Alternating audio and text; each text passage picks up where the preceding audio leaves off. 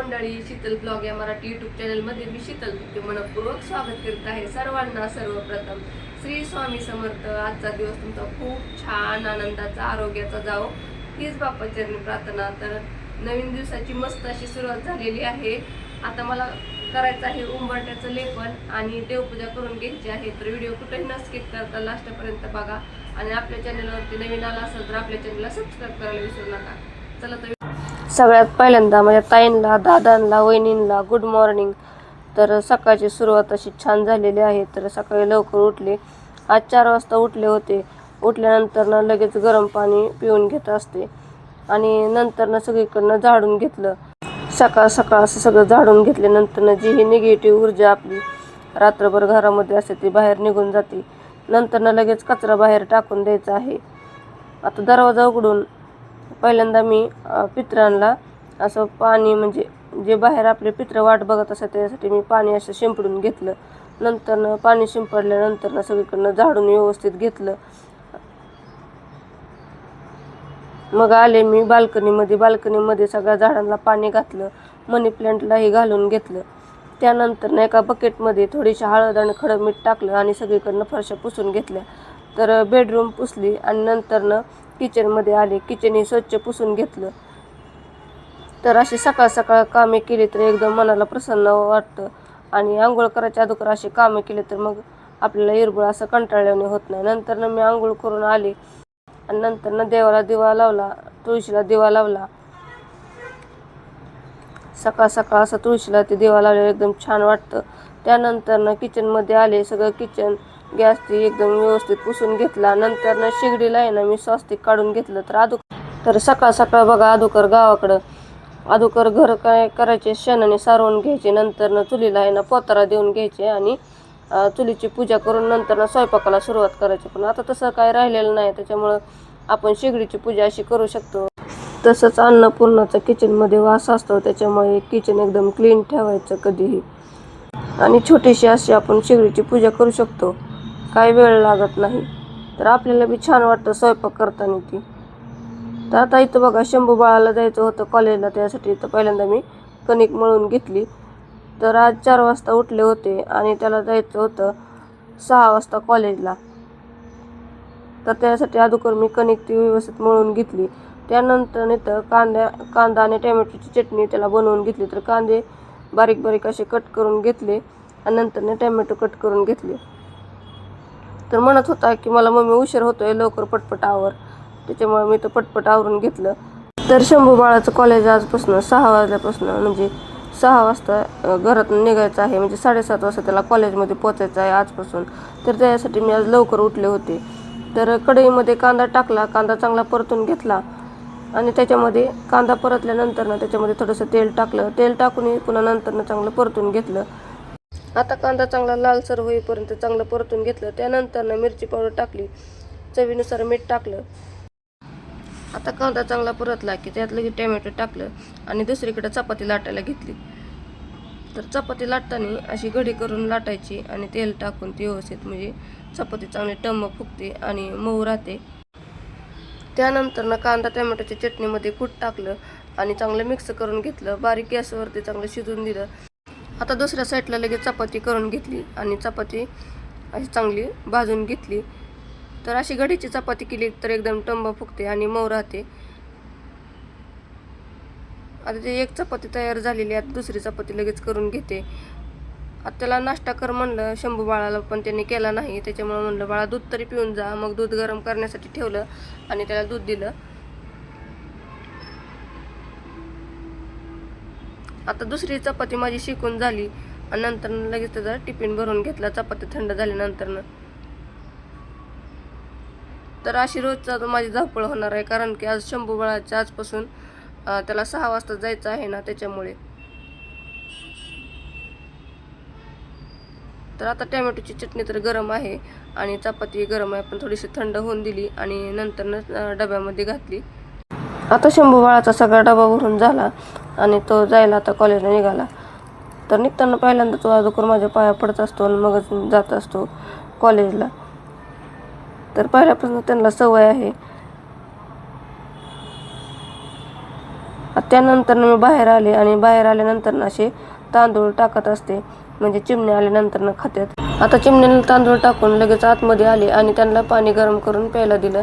तर सकाळी आपल्या मुलांना, मिस्टरांना असं पाणी गरम करून दिल्यानंतर त्यांचं आरोग्यही चांगलं राहतं आणि आपली छोटीशी काळजी म्हणून आपण असं हे करू शकतो. त्याच्यासाठी मी असं पाणी सगळ्यांना गरम करून देत असते सकाळी. त्यानंतर बाहेर आले उंबरठा लेपन करण्यासाठी. तर बाहेर स्वच्छ उंबरठा करून घेतला, अगोदर उंबरठा धुवून घेतला. त्यानंतर हळदीचं लेपन करून घेतलं. हळदीचं लेपन करताना त्याच्यामध्ये मी हळदीच्या लेपनमध्ये थोडंसं गोमूत्र टाकलं, पाणी टाकलं ना, हळदीचं चांगलं लेपन करून घेतलं. नंतर गेटला आहे ना, दरवाजाच्या बाहेरचं गेट आहे ना, त्याला आहे ना स्वास्तिक काढून घेतलं. असं स्वास्तिक काढल्याने खूप छान असतं. तर मंडळी, स्वास्तिक हे फक्त चिन्ह नाही, तर आपल्या परंपरेमध्ये ते सुख, शांती आणि सकारात्मकतेचे प्रतीक मानले जाते. असं मला दरवाजावरती आणि गेटवरती स्वास्तिक काढायला खूप आवडतं. त्याच्यामुळे मी गुरुवारी पौर्णिमाला आधीमध्ये कधीही काढत असते. तर खूप छान बी दिसतं आणि मनाला एकदम वेगळाच आनंद भेटतो. तर स्वास्तिक काढून झाल्यानंतर नाही तर बघा, मी रोज सकाळी आंघोळ केल्यानंतर असे या कट्ट्यावरती तांदूळ टाकत असते. तर इथं रोज चिमण्या येतात खायला. तर किती छान वाटतं बघायलाही, आणि त्यांचा चिवचिव आवाज इतका छान वाटतो ना, सकाळ सकाळ खूप छान वाटतो, मनाला एकदम वेगळाच आनंद भेटतो. तर अशा मुक्या जीवांना आपण थोडंसं दाना पाणी ठेवू शकतो. तर मी बारीक तांदूळ असे ठेवत असते चिमण्यांसाठी. तर मला तर खूप छान वाटतं, ते आल्यानंतर मला त्यांच्याकडे बघत राहावं असं वाटतं.